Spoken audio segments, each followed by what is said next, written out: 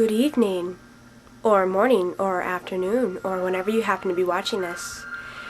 As it is October officially, I wanted to do my top 10 favorite Halloween movies.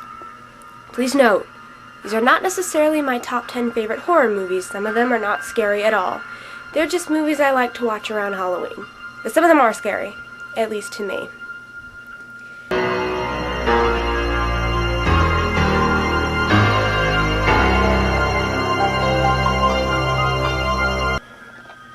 Yes, The Haunting. Wait, don't judge me. Just give me a chance to explain. This movie came out when I was a kid, like a young kid. This was the first grown-up scary movie I ever got to watch. So it means a lot to me for that reason alone. And it really did scare me when I was 8.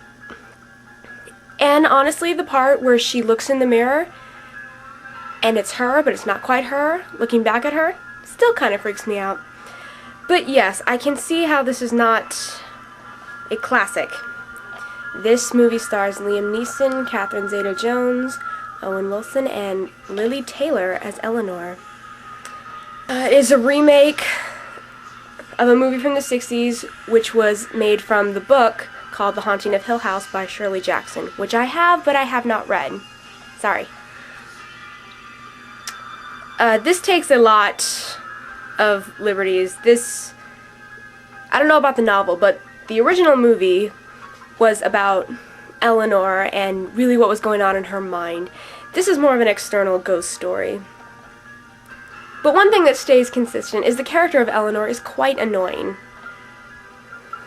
I do like the score in this movie. I think it's nice. A lot of the effects are over the top and unnecessary, and frankly, most of the actors are better than it. But like I said, this was the first grown-up scary movie I got to watch, so it means a lot to me. And I do own the original as well, and it is a far superior film.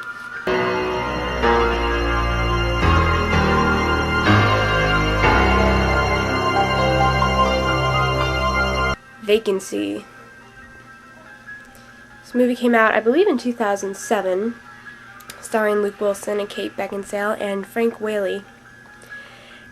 And the reason I like this movie is because the protagonists actually seem like they want to survive and are actually trying to survive and are not making the most boneheaded decisions ever in order to do so.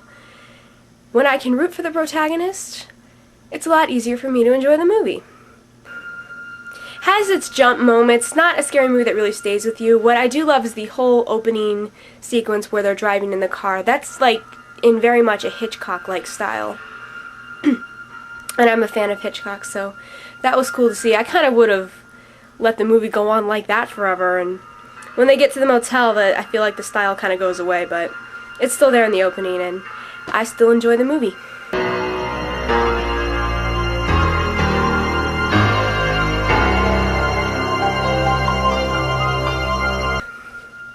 The Descent.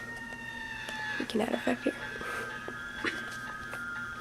This movie was 2005. I don't think it was that old. This movie, I didn't really know anything about it before I went to see it, and I just thought it was great. It's about this group of friends who go caving and wind up trapped down there, but they're not the only ones down there. It does a really good job making you feel very claustrophobic. Like, even if you're not claustrophobic, you just feel, like, uncomfortable watching it in places. This is an interesting movie. It's a monster movie. And I know one person that really loves it, and another person I showed it to that really didn't like it. He actually liked it until you find out that they're not the only ones down there.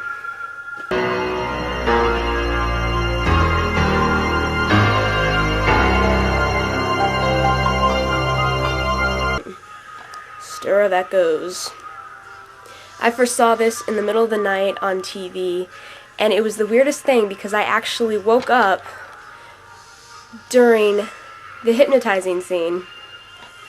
So it was almost like I didn't quite see what was going on, you know, because she was talking in this dream-like voice, and he was in this theater, and the colors kept changing, and I was like half asleep, and I'm thinking, what? So that scene alone, I think, is worth the whole movie. Stars Kevin Bacon and a young Jennifer Morrison from House. There she is, isn't she gorgeous? This is about a man who gets hypnotized, and while he's under, the woman, I believe it's his sister-in-law, opens his mind more to other worlds. And then he starts being sort of haunted by this ghost. And of course, it's uncovering the mystery of how she died and why she died, all this stuff. Kind of usual, but it still has some really great moments in it.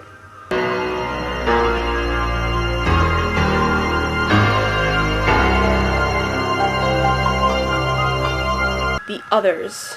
This was from 2001, I believe, because I had to beg to go see this. Starring Nicole Kidman and Christopher Eccleston. This is just a classic haunted house movie. I love this movie. It's got great cinematography, it's got a great story, it's got great acting, really scary moments. What's great about it is her children have this disease where they're sensitive to light. They always have to be in the dark. So that's like the perfect excuse for everything to be dark and everything to be hidden in shadow. And Nicole Kidman, you can tell that her character is slightly unbalanced. She's like trapped in this house with the kids, and it's really getting to her. And then these 3 new servants show up, and suddenly strange things start going on. And it's just, this is a fantastic movie. I can't recommend it enough.